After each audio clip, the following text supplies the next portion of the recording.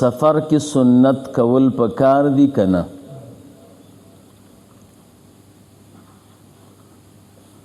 زمونږ استاد اکثر ملګری چې په سفر باندې وځي کنه او موټر ودرئ یو هوټل ته نو یوازې فرض کی 2 رکعاته بیا سنت نه کوي د انرژۍ د چکلو وخت ورسره د ډوډۍ د خوړلو وخت ورسره د چای او د چکلو وخت ورسره عکسونه وباسي د ځان نه او چکر لګئی د هغې وخت ورسره خو د سنت وخت ورسره نه د سنتو نه ځان داسې ساتي لکه د حرامو نه چې ځان ساتي بلکې که څوک سنت کوي نو هغه ته م وایي من کوه پوهېږي او دا کار صحیح نه دی ښه دا غلط دی مسله دا ده چې سړی په سفر باندې اوسي مسلمان نو الله تعالی یو رخصت مسلمان ته ورکړی چې 4 رکعاتیز لمونځ به 2 رکعاته کوي ماسپښین مازدیګر ماخوستن سار او ماښام به پوره کوي اما سنت چې دی دا خو موقت دی کنه نو د دین دا د تاکید صفت ختمیږي سنت په سفر کې مؤکد غیر مؤکد ګرځي پیږي سمانا ده که په سفر کې سړی ته عذر پیښ شو نو مونځ خو به کوي خو موټروان ورته نه درېږي دی د موټر نه پاتې کېږي تیاره ور باندې راځي ناوخته کېږي ضروری او عاجله کار دی نو بیا دغه صورت کې که سنت نه کی نو د ده دپاره عتاب نشته بنابر عذر دا معنا نه ده چې څوک سنت په سفر کې وکړي نو دی ګنهګار دی او دی پې رد کوي او دی په خپله د سنتو نه ځان داسې ساتي لکه د حرامو نه دا غلط کار دی دا خو صحیح نه ده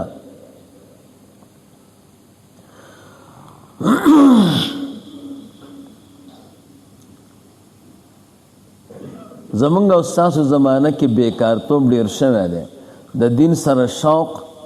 او محبت کم دی صرف بانه ګوري د ترک العمل بالاسلام ته صرف بانی ګوري چې لږ شی پکې پیدا کړي نو بس بیا هغه عمل نه کوي نو اسم نور کار خرابه دی نو زما خفګان په دې دی چې تا سره د انرژۍ وخت شته هغې باندې ډېر وخت تېری او شین چې کې څومره ډېر وخت پې تېرېږي او ډوډۍ خوري او عکسونه وباسي او چکر لګي او خنداګانې کوي او ټوکې کوي د دې ټولو وختونه د سره شته خو د رسول الله مبارک صلی الله علیه وسلم د سنت وخت د سره نشته او دعوه د بزرګۍ کې دا خو زبردست بزرګي ده نو کېږي که عذري وخت نه خو خیر دی نو مسله دا ده ښه که سړي ته عذر او سنت پرېښوده نه دی ګنهګار خو کولی په پکار دی او ثواب دی فضیلت تے پکے کول من باب الاولادی د علماء دوه ډلې دي د فقهاو ښه یوه ډله داسې ده چې هغوی وایي په سفر کې سنت نه کول جایز دي خو کول افضل دي. اوس یې درته وایم د امام ترمذي صاحب د کتاب نه څوک چې وایي چې سفر کې سنت نشته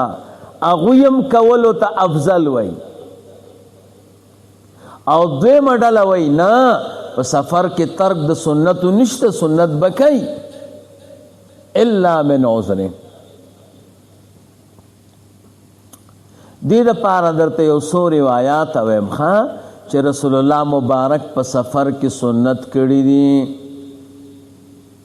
پوهېږي که نه اولنی روایت د براء ابن عازب رضی اللہ تعالی عنہ روایت تے قال صحبت رسول اللہ صلی اللہ علیہ وسلم ما حضور سره ملګرتیا کړې ده 18 سفرا حضور سره مې ملګرتیا کړې ده په 13 سفرونو کې سو کې فما رأيته ما حضور نه دی لیدلی ترکر رکعتین چې حضور 2 رکعات پریخي دي اذا زاغت الشمس قبل الظهر کله به چې نور زوال وشه که نه نو ماسپښین نه مخکې 2 رکعات حضور نه دي پریخي او دا 2 رکعات په اتفاق د علماو سنت دي زوال چې وشي. المدونة الکبرى اول جلد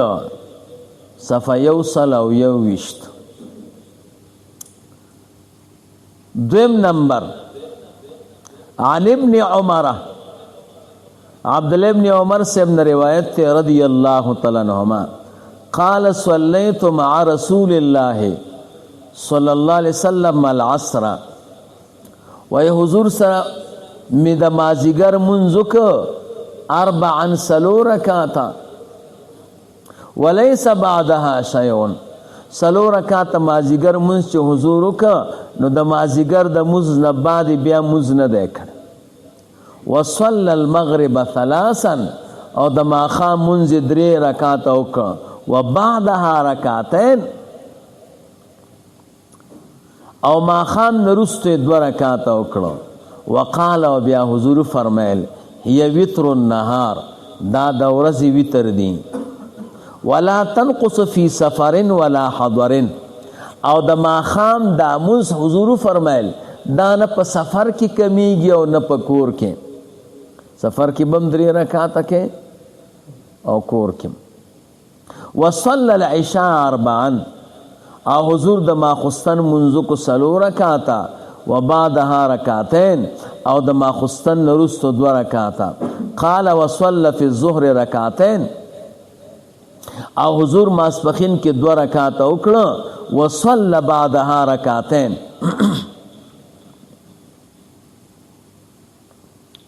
قال بیا فرمایي چې وصلى في الظهر رکعتين سفر کې چې وته نو د ماسپخین مونږ 2 رکعاته وکړه وصلى بعدها رکعتين او په دې سفر کې د ماسپخین نه بعد 2 رکعاته وکړه وصلى العصر رکعتين او په سفر کې د مازیګر مونږ 2 رکعاته وکړه وليس بعدها شيء خو د مازیګر د 2 رکعاتو نه وروسته بیا مونځونه کې هیڅ شی نه وصلى المغرب 3 او په سفر کې د ماښام مونځ 3 کرته وکړه 3 رکعاته وبعدها رکعتين او د ماښام نه بعد بیا 2 رکعاته وکړه وصلى العشاء رکعتين او د ماخستن منځ حضور په سفر کې 2 رکعاته وکړه وبعدها رکعتين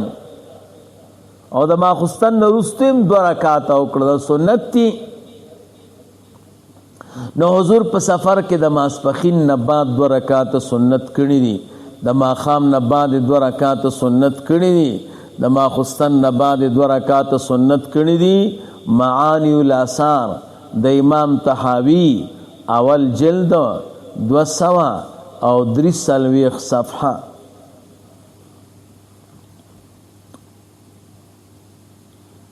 دریم نمبر عن ابن عمر،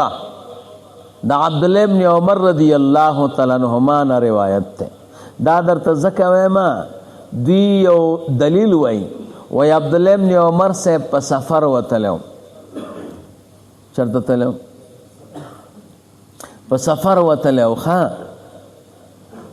او خلق لګیاو منځونه کول، سنت کول. عبدالله ابن عمر صاحب تکیا وهلا، چا ورته وی قربان سنت نه کې؟ وای ما چې سنت کوله خو 4 رکعات به می کړیو کنه، فرض به می پوره کړیو. او ما رسول الله مبارک پس منس کا حضور سره می سفر کړی دی، او بکر صدیق صاحب او عمر فاروق صاحب ترا هغه په سفر کې سنت نه دی کړی، د 2 رکعاتو نه زیادت نه دی کړی. منګ وای والکا تا دې حدیث ته سوچ نه دی کړی. عبدالله ابن عمر صاحب کینا سید نور صحابه کرام لګیا دي سنت کوي، نو هغه ډیر دي کدا ډیر دی. پته ولګېدل چې اکثر صحابه به سنت کو کنه. ته دې حدیث ته نه ګورې، عام خلق صحابه کرام لګیاو سنت کول، او عبدالله ابن عمر صاحب تکیاو والا، نو هغه ډیرو کدا ډیر دي. دویم نمبر عبدالله ابن عمر صاحب پخپلا د رسول الله مبارک صلی الله علیه وسلم نه نقل کوي چې حضور په سفر کې سنت کړی دي. دا اوس مې درته یو روایت وی بلم درته وایم. والکه د رسول الله مبارک خبر ارجح ده که د عبدالله ابن عمر صاحب. من چې درته دلیل د صحابي وایو، نو وای د صحابه او قول حجت نه ده. پیږي من ته سوای وې د صحابه او اقوال راته مو وای، هغه دلیل نه ده. او زه د رسول الله مبارک امتی ما، د صحابي امتی نه ما. اوس دلته څنګه صحابي ترا کوشوي؟ درېم دا ده چې دا د عبدالله ابن عمر صاحب رایا وا، او دا قانون دی چې د صحابي رایا په مقابله د حدیث مرفوع کې متروک ای.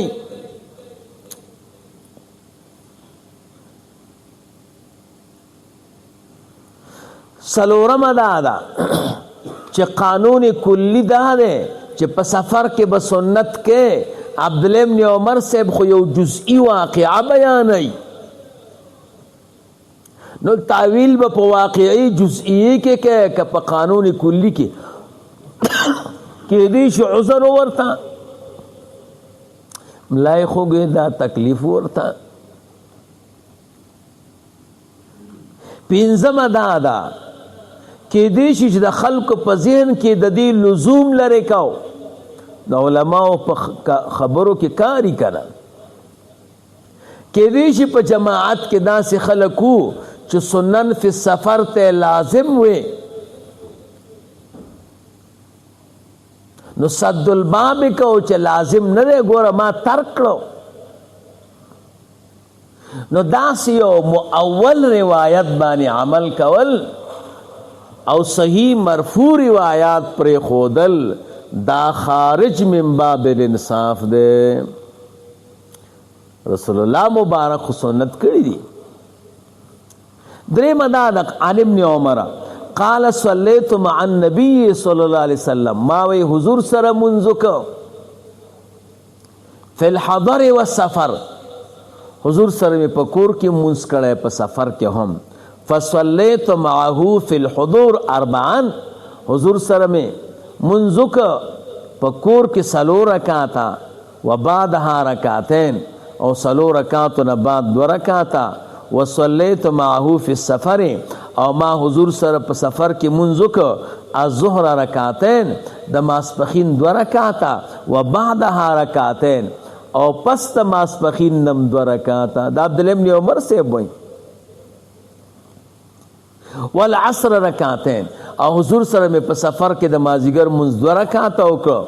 ولم یصلی بعدها شیء او بیا د مازدیګر نه وروسته بیا مونځ ونه کړ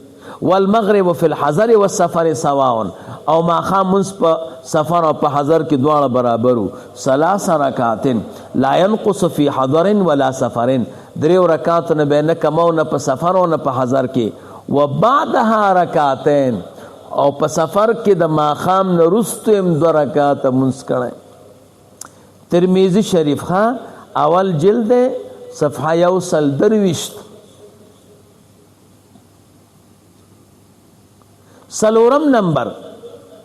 عن عبد الله بن رباح الانصاري ددن روایت ته قال حدثنا ابو قتادة صحابی را ته حدیث بیان کړي ان النبي صلی الله علیه وسلم چې رسول الله مبارک کان فی سفر له حضور په یو سفر کې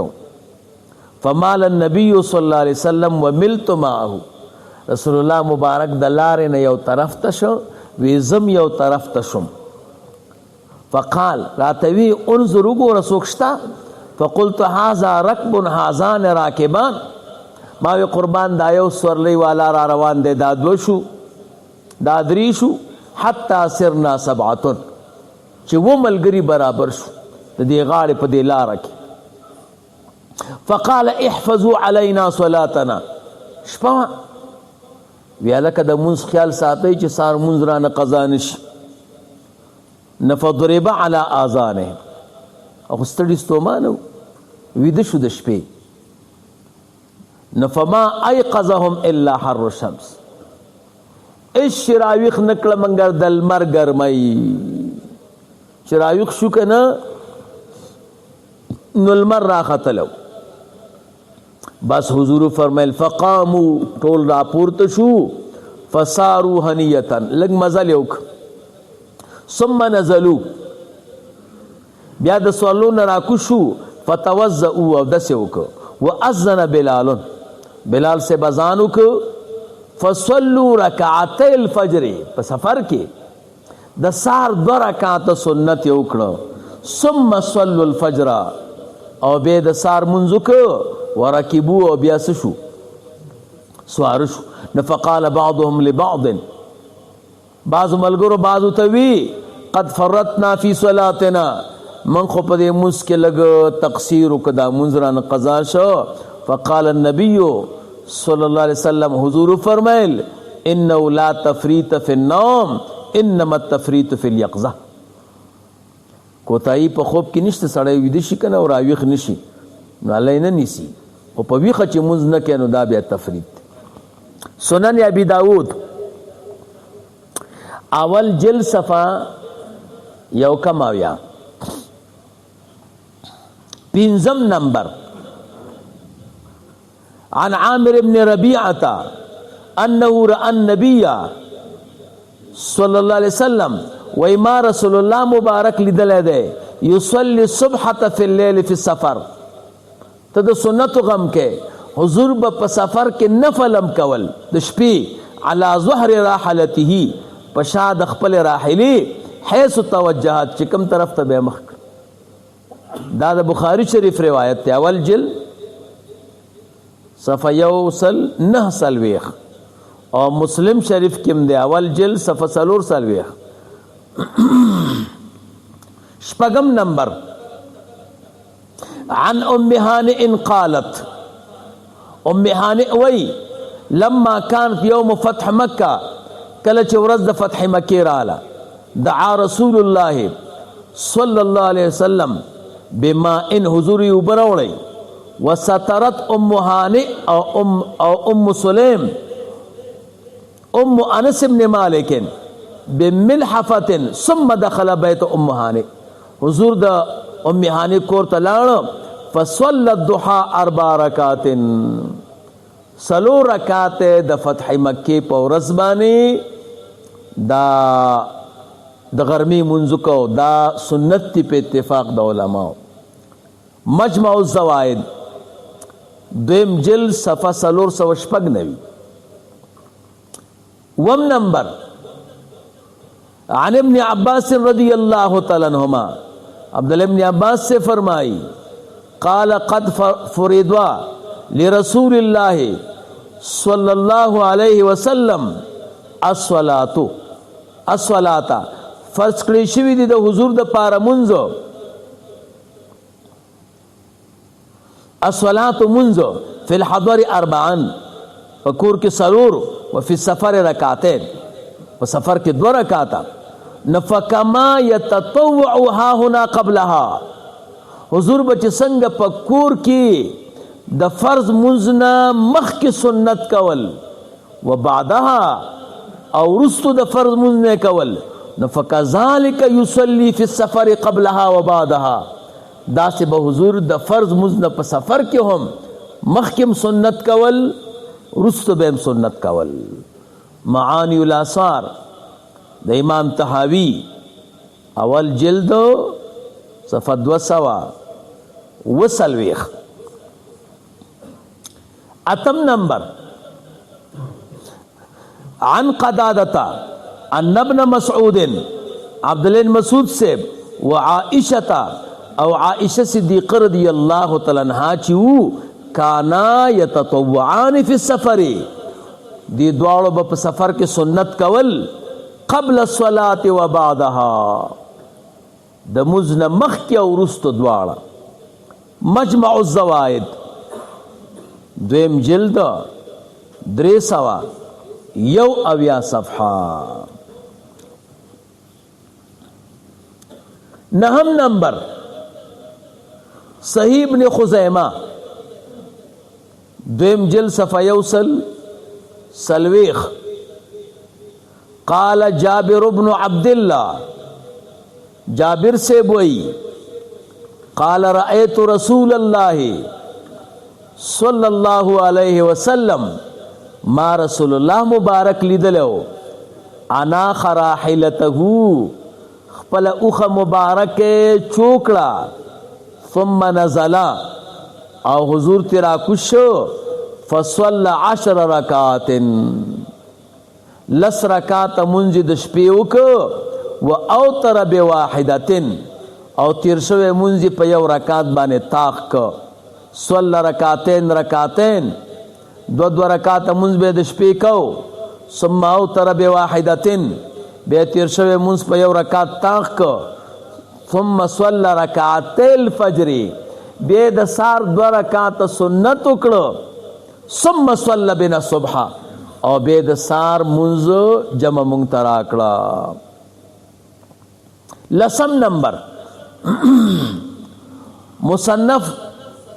ابن ابی شیبہ اول جلد 222 صفحہ عن عائشہ صدیقہ رضی اللہ تعالی عنہ فرمائی اما ما لم یدع اغا منز چی رسول اللہ مبارک ندے پریخے صحیحا ولا مریضا کا حضور بروغو کا مریض باو فی سفر ولا حضر نے پا سفر کے پریخے نے پا حضر کی غائبا ولا شاہدا تعنی النبی صلی اللہ علیہ وسلم حضور یاد آئی چاگب نا پریخو دو نفرکاتانی قبل الفجر دا غدو رکات دی چی مخ کے دا سبا ندی دا حضور ندی پریخ یولسم نمبر عن عمرو بن امیۃ الدمری رضی اللہ تعالی قال كنا مع رسول اللہ صلی اللہ علیہ وسلم منگ رسول اللہ مبارک سرو فی بعض اسفارہ پیو سفر کی فقام عن الصبح فنام عن الصبح سما مزن ویدو اغین وید شمانا راویخ نشو حتی طلعت الشمس چلمر روخت فاستيقظ رسول اللہ صلی اللہ علیہ وسلم رسول اللہ مبارک چراویخ شو فقال تنحو عن هذا المكان دیزین لرشی قال ثم امر بلالا فاذنه بلال سے امر کو اذان کا ثم توضؤ دی او دسک وصلوا رکعات الفجر او د سار 2 رکعات سنت وکړو ثم امر بلالا سنت نفس بلال سے تامر وکړو فاقام الصلاة منځ یې ودرو اقامت یې وکړو فصل بهم صلاة الصبح رسول الله مبارک صحابه ته د سار منځ ورک. سنن ابي داود اول جلد صفحه 100 او 21 دولسم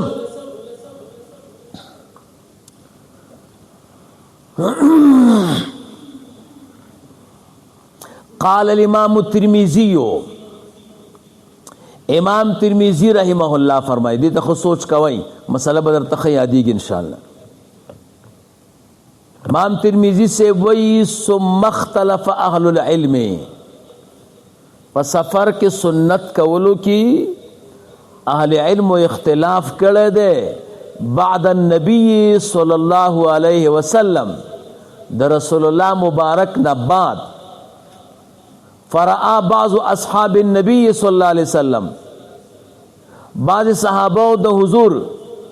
اغوی رای ادا ده چې ان یتطوع الرجل فی السفر سړی به په سفر کې څه کوي د رسول الله مبارک بعض صحابه وی په سفر کې به سنت کې وبه یقول احمد و اسحاق او دی باندې قول امام احمد سے به اسحاق کړي ولم يرى طائفه من اهل العلم دا زید نیر نشي او رای نوا د یو طائفی د اهل علمنا ان يصلي قبلها ولا بعدها چې په سفر کې به نه مخکې سنت کې نه برستو خدای وی چې دا څوک د سنت قائل ندي ومعنا من لم يتطوع في السفر مراد دا هغه چا چې څوک په سفر کې سنت نه کوي دا غوی معنا دا ده چې قبول الرسخته یعنی اجازه ده که چا سفر ونکو ومن تطوع خدا وی ګورا چې چا تطوع وکړو نفله فی ذلک فضل کثیر څوک چې قائل ندي هغه وی فضیلت ته پکې چې چا وکړ ډېر فضل لري وهو قول اکثر اهل العلم او دا قول د اکثر اهل علم دا دی چې یختارون تطوع فی السفر اکثر علما دا وی چې کې به سو کوئی چې نه به کې اغویم کولو ته افضل وي دا زمنګ والا خود سنت نه د ځان ساتي لکه حرامونه چې ځان ساتي. دیارلسم امام نووي سے په شرح د مسلم کې وایي قال النووي وقد اتفق العلماء علماء اتفاق کرے على استحباب النوافل المطلقه في السفر چې په سفر کې نوافل مطلقه مستحب دي وقد اختلفوا في استحباب الراتبه اختلاف کړي په استحباب د سنت راتبه کې فترکها ابن عمر واخرون واستحبها الشافعي والجمهور عبد الله ابن عمر سے پریخیو او نور ملګری او امام شافعی سے ورته مستحب وي او جمهور په دې قائل دي چې په سفر کې به سنت کې اسو کې چې نه دي قائل غم د افضلیت قائل. سورلسم وقد سئل الامام احمد امام احمد سے ابن چا پختنه وکړه عن التطوع في السفر التطوع في السفرنا فقال وی ارجو زما امید داده چې الله يكون بالتطوع في السفر بأس سفر کې څوک سنت کې ګناه پکې نشتا. او وروي عن الحسن حسن بصری سے ابن نقل دی قال كان اصحاب رسول الله صلی الله علیه وسلم د رسول الله مبارک صحابه چې یسافرون د حضور صحابه کرامو به سفر کو فیتطوعون قبل المکتوبه وبعدها سنت به د فرض نه مخکم کول رستو به هم کول. وروي هذا دا په سفر کې سنت کول نقل دی عن عمر د عمر سے ابن وعلي د علي سے ابن دوا وابن مسعود د عبد الله مسعود سے ابن دري وجابر د جابر سے ابن سلور وانس دا انس رضی اللہ تعالی عنہ پینزو و ابی ذر دا ابو ذر نشپگ و ابن عباس